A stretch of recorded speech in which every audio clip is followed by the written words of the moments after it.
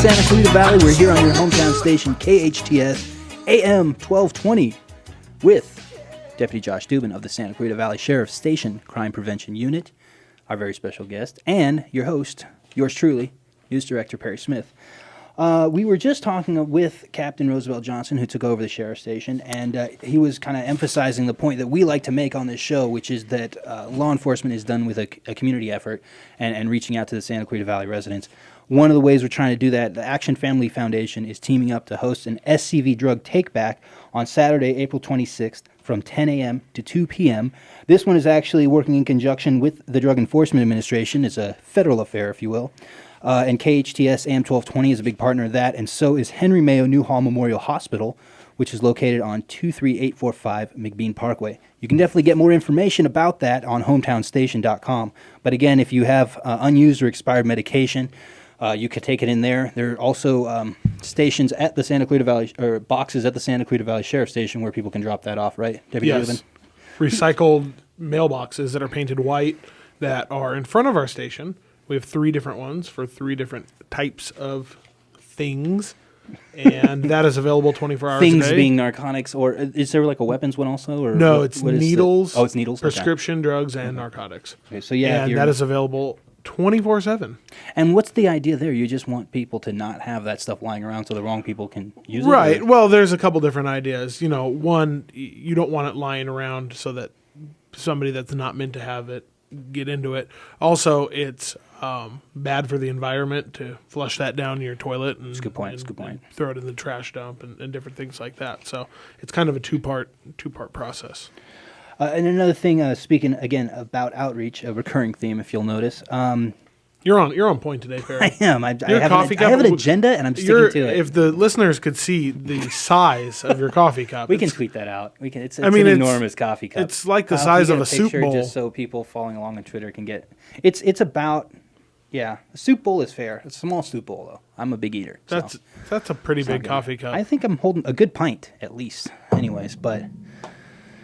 That's not what we're here to talk about. I just wanted to ask you about the parole probation checks that Santa Clarita Valley Sheriff's Station officials are doing. That's part of, kind of the state demand to keep an eye on parolees, right, and probationers. Well, that's part of it, and we also have a number of special teams at our station, the community interaction team, the special assignment team, our crime prevention unit, the J team, and what we do is on a regular basis throughout the year. I'm sure you've seen some of the Nixle press releases that I've done. I do. I And get those. Google Nixle Santa Clarita. You can get it too. Shameless plug. Absolutely. But you'll see that we do these on a regular basis, and it's to make sure that people that have been convicted of crime, that are on probation or parole, are living within the terms of their release and their probation and or parole. So we do these checks on a regular basis, and oftentimes we find that people are in compliance and shake their hand and bid them a good day, and sometimes we find that they're not. Now, the crime prevention unit tracks a lot of statistics as far as important crime trends for people that they need to know about. Is that one of the things you follow as far as whether like the percentage of people in compliance and that Well, kind of thing? we are constantly monitoring, the probationers, the parolees, the people released under AB 109 in our area that live in the Santa Clarita Valley. So we try and keep a handle on that and make sure that the people that are living in this valley that are on those types of programs remain in compliance with their programs. So what's an operation like that? You guys get together in the morning and decide certain locations, or does it plan morning, like a week ahead? afternoon, evening, and we have certain locations. It's always random, right? Right. And, we try and, go to these various locations. And this takes place throughout the Santa Clarita Valley, Canyon Country, Stevenson Ranch, Newhall, Valencia, Saugus. And just kind of, again, checking on the terms, making sure they are who they say they are. They're living where they say they're living. Right. And they don't have what they know they're not supposed to have. Exactly. Exactly. It sounds pretty basic. So we have 2 minutes left of the show, Mr. Smith. Well, 1 minute and change. Now we have 1 minute and change. 1 minute and change. So we want to talk about, make sure people know they can get the Nixle reports.